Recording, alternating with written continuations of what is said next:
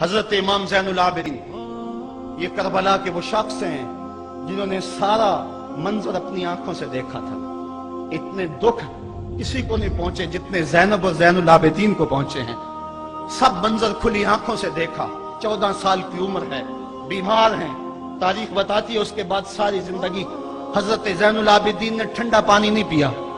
جب پانی پینے لگتے تڑپنے لگتے، کہتے مجھے سکینہ کی پیاس یاد آتی ہے، مجھے علی اصغر کا تڑپنا یاد آتا ہے۔ ساری زندگی پھر ٹھنڈا پانی نہیں پیا۔ جب یزید کے دربار کے اندر حضرت امام زین العابدین پہنچے تو یزید نے پہلے تو جو ہے وہ دکھ کا اظہار کیا۔ بعض لوگ یہاں سے یزید کی بریت کا اعلان کرتے ہیں۔ یہاں کسی نے بڑی خوبصورت بات کہی کہ قاتل کی پشیمانی مقتول کی اہمیت کو تو بڑھا سکتی ہے لیکن اس کے دامن سے قتل کے داغ کو نہیں دھو سکتی۔ تو اس نے یہ سب کچھ کیا، یہ بس اس کے ٹسوے تھے جو وہ بہانے لگا، لیکن بعد میں اس نے حضرت امام حسین رضی اللہ تعالی عنہ کے دانتوں کے اوپر جو ہے وہ چھڑی مارنا شروع کر دی۔ تو حضرت ابو برزہ اسلمی صحابی رسول وہاں موجود تھے، وہ کھڑے ہو گئے، اٹھ گئے، بدن کانپتا ہے ان کا، کہنے لگے ظالم ارفع قدیبہ کا، یہاں اپنی چھڑی ہٹا لے، میں نے اپنی ان آنکھوں سے دیکھا ہے کہ کان رسول اللہ صلی اللہ علیہ وسلم یلسمہ، حضور نے ان ہونٹوں کو خود چوما ہے۔ تو یہ کہہ کہ آپ دربار سے نکل گئے اور روتے تھے اور آپ کے بدن پہ کپ کی بتاری تھی۔ بعد میں یزید نے کہا حضرت غلطی ہو گئی اور یہ میں نہیں چاہتا تھا، بتائیں آپ کی کوئی شرط ہو۔ تو آپ نے فرمایا میری 4 باتیں مان لو۔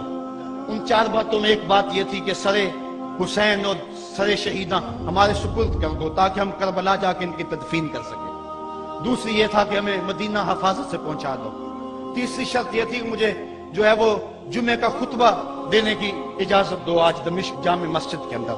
چوتھی بات آپ نے یہ فرمائی کہ قاتلان حسین جو ہے وہ میرے سپرد کرو۔ اس نے کہا ہاں کون ہے قاتل حسین کا؟ لوگوں نے کہا خولی ہے۔ خولی نے کہا میں نے قتل نہیں کیا، یہ سنان بن انس نخی نے کیا ہے۔ سنان بن انس نخی کو کہا ہاں تو بتا، کہنے لگا میں قتل کیوں کرنا تھا، یہ تو شمر ذل جوشن نے کیا ہے۔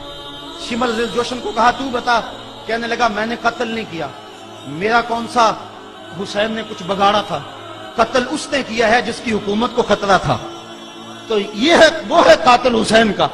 اب یزید کہنے لگا تمہاری یہ شرط تو میں پوری نہیں کر سکتا، یہ بات تو پوری نہیں کر سکتا، اب خطبہ دے لو۔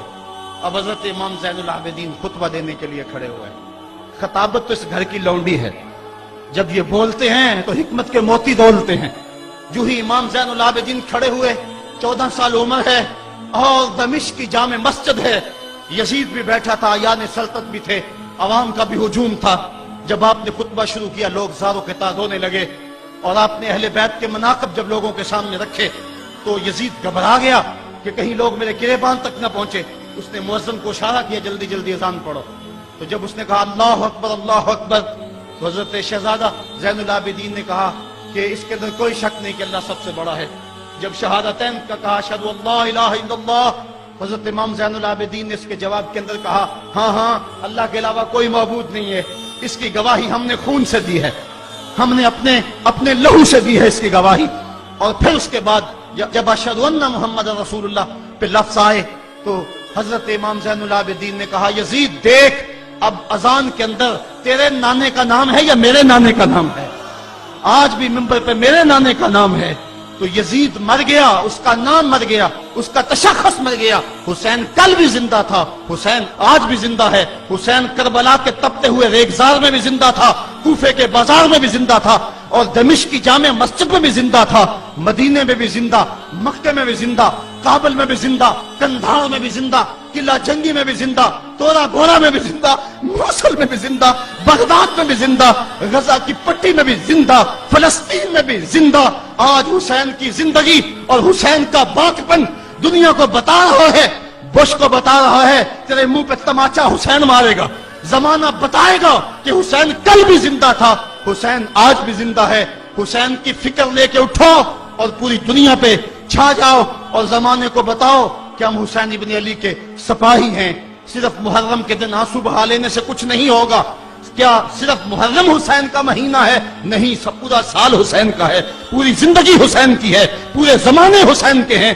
یہ صرف عاشور کا دن یا عاشور کی شب ہی حسین کی نہیں، سارے زمانے حسین کے ہیں۔ کل بھی حسین کا تھا، آج بھی حسین کا ہے، کل بھی حسین کا ہوگا۔ آؤ اٹھیں، قرآن کو لے کر کے حسین ابن علی نیزے کی نوک پر بھی چڑھ کے قرآن سنایا، اور آج ہم اسی قرآن کی دعوت کو لے کر کے اٹھیں اور حسین ابن علی کے پیغام کو گھر گھر